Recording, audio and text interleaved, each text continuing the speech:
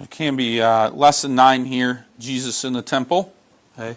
So I think this can be a very interesting lesson because there's a lot of really interesting and fun things to contemplate about Christ and his life as a young person. I don't necessarily have all the answers. I don't have very many of them. So I'm using a lot of the wisdom of other men and women who have written after doing a little research. So we'll throw some ideas out there, but not necessarily that we can prove them from Scripture. Okay, we take them. But anyways, so we are kind of skipping in here, okay, and going from when Jesus was last seen in the temple. All right, we went to his flight to Egypt, and now he's gone from Egypt back to Nazareth, and we don't know what happened for approximately 12 years. Okay? Again, it's a wonder. It's not necessarily that we need to know it. Obviously, God didn't think we needed to know it. Okay? So, anyways, that's what makes it a mystery. Jesus, and I asked that question of you before to ask yourself, what were 3 questions that you thought about before today's lesson? What are some questions you would like to know about the childhood of Christ? What are some things you would want to know? Okay? He had human flesh, he had blood, he cut himself just like you did. He grew and developed just like any other human would. Okay? Now here's where I think it's so interesting, and again, our human curiosity makes us want to think and understand and know why, but we're not going to get an answer, and that is his human nature had to grow in the sense that just like you have to learn all of your material, a lot of wise men who understand the Bible say the same thing, that Christ was the same way. He too had to learn just like you would learn. Even though he was God and he could know everything, right? God knows, as we said in our devotions this morning, every hair that falls from your head, every beat of your heart, every breath you take. God knows all that. He knows where every bird in the air is. He knows where every mosquito is. Okay? He knows where every bacteria flowing through your body is right now. That's amazing. And so that's why it makes us pause and wonder, well, how come Christ as a child didn't know those things? Well, it was because he had a human nature that I read. Okay? So anyways, he had to learn. So some of you astutely answered in there. Okay? How do you think Jesus learned the stories of the Bible as a child? More than likely, how did he learn those? Kenton? Yes. Back in those days, we don't read of the children necessarily going off to all kinds of schools. We read of schools of prophets and things like that. But as far as an education, we don't know how much or how little the children had back then. Okay? But it was the responsibility of the parents to tell those stories. So those parents did that. They told the stories. And so Jesus' parents, Joseph and Mary, did the same. So we assume that's how he learned his Bible stories. He had to learn to walk and talk and do all those things just like us. Okay? So physically, then we can say he grew and developed just like you grew and developed.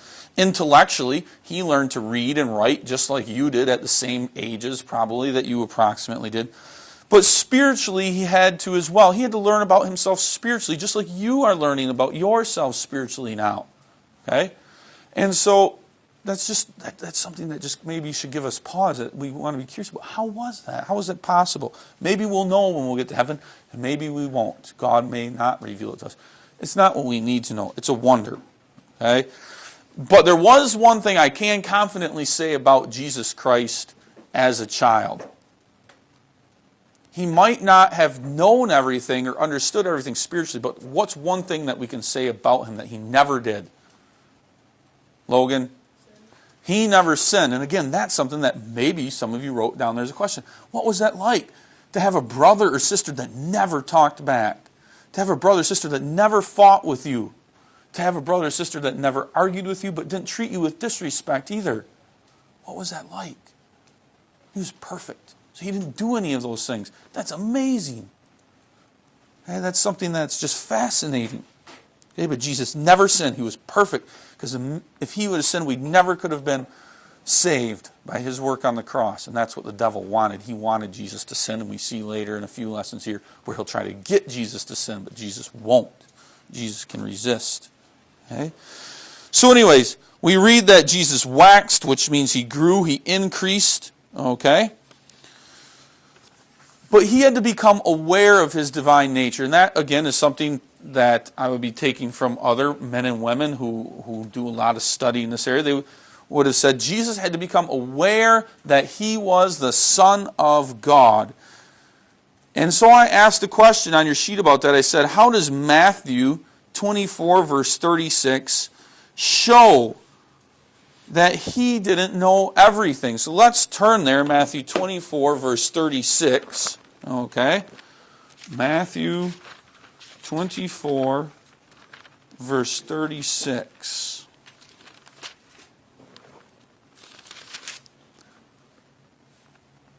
What does that verse say there? Faith. For that day and hour knoweth no man, no, not the angels of heaven, but my Father only. When will the end come? When will Christ die?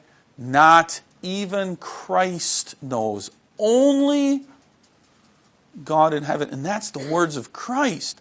So Christ is admitting there, he is saying, I don't know everything.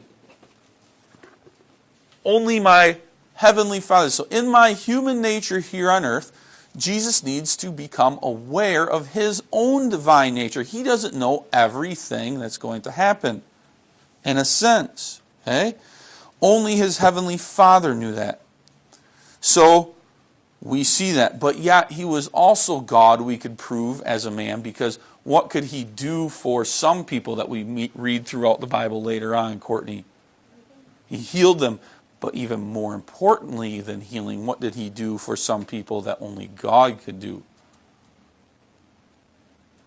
Not just heal them, but, Logan? Forgive them of their sins, okay? That is something only God can do. So there we see, even though he is human, he is yet still God. So that's just so hard, I guess, for us to understand. I mean, we believe it with faith. We trust that that is the truth.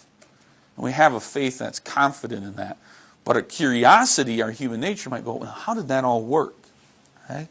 Anyways, so those are some things, a little bit of background of Christ. So we read here in this text that, in those days, you went from boyhood to manhood when you changed to the age of 13. So this is Christ's last birthday here at the age of 12, as what they would say as a boy.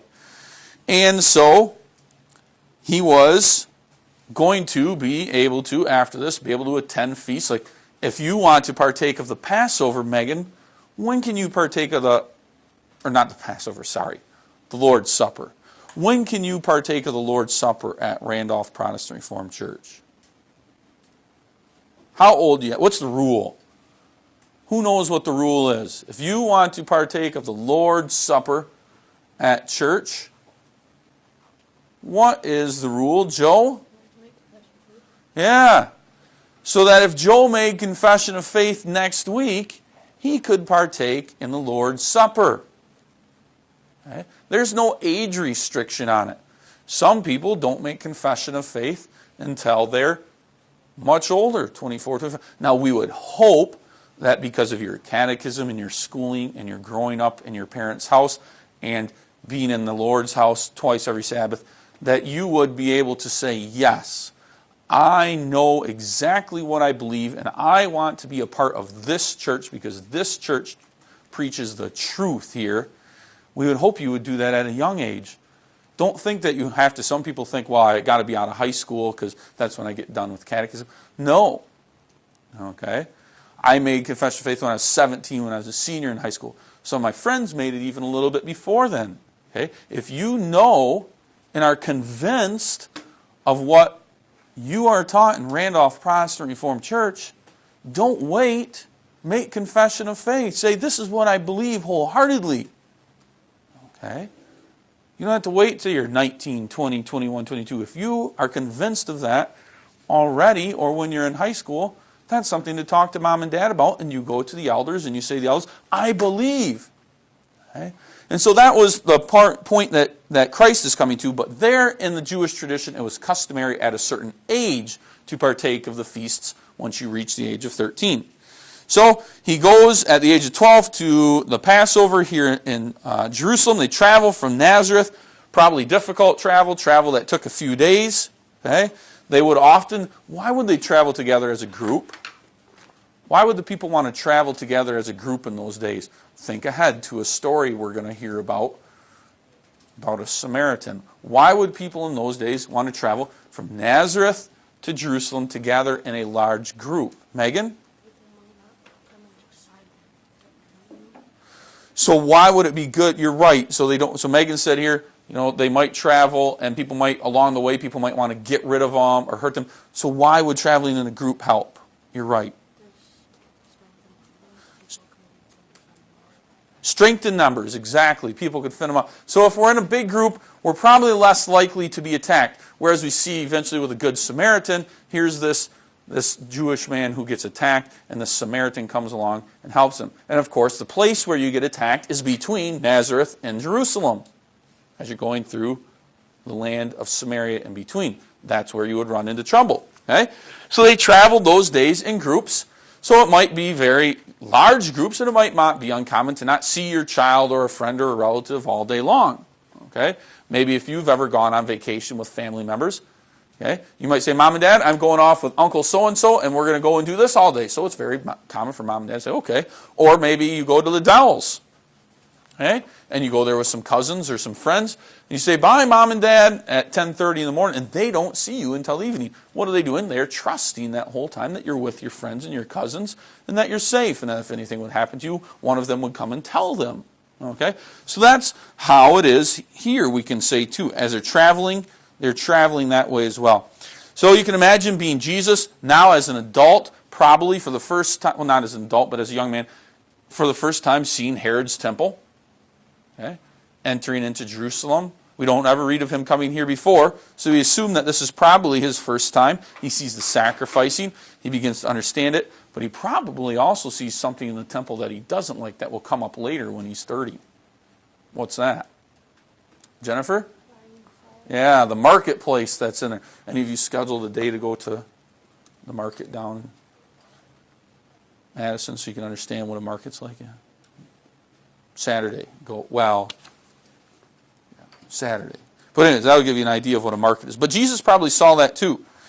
So anyways, they celebrated the feast. The Bible just tells us that they fulfilled their day, so they were there probably a couple of days. They celebrated the feast. Jesus saw it. He partook of it or watched it. And now it's time to travel back home. And they begin to leave. And at the end of the first day, what happens? One day's journey on their way back to Nazareth. What realization comes upon Joseph and Mary that evening? Kenton? They realized they didn't have news. Jesus was not with them. He's missing. Where is he? And they probably frantically go from their brothers and sisters, from all their relatives, cousins. Have you seen him? Have you seen our son? Where's Jesus? Where is the child? He's not there. And they realize, well, we need to go and find him. So where does it make sense to go back and look, Jesse? Let's go back to Jerusalem. Okay? So they're a day's journey out, so they need to go back another day.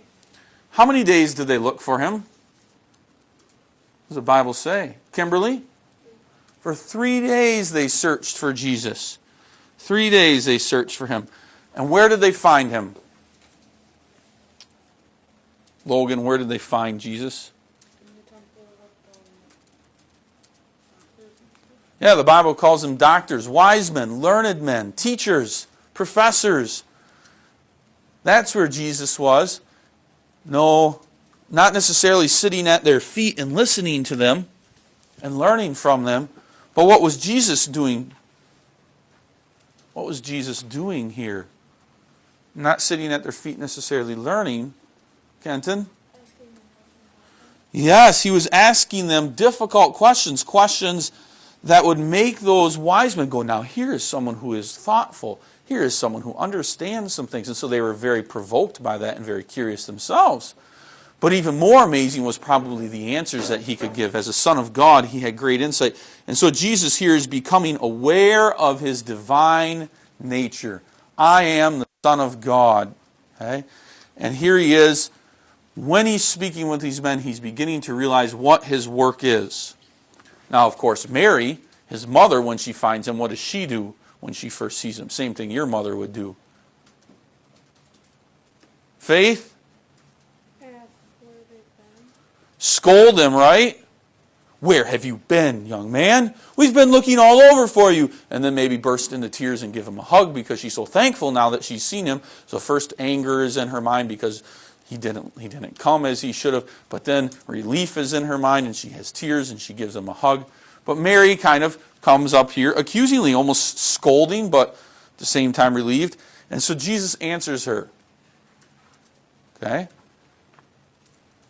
Says, don't you know what I'm supposed to be? I'm here doing my Father's business. I'm doing the work of my Father. Now, he did not mean Joseph, so we can see here he's realizing, and he's learning about his divine nature. My Father is God. That's who my Father is. And so that was his answer. Wist ye not that it must be about my Father's business? How much longer they stayed? How much more teaching he did? Was it immediately after that they left? Did he stay for another hour, another night? We don't read that. It's not important. But we do know that he would once again go home to Nazareth, where he would take up the calling as a what? What work would he do in Nazareth, Jesus? Micah. What would he become? Jesus' profession.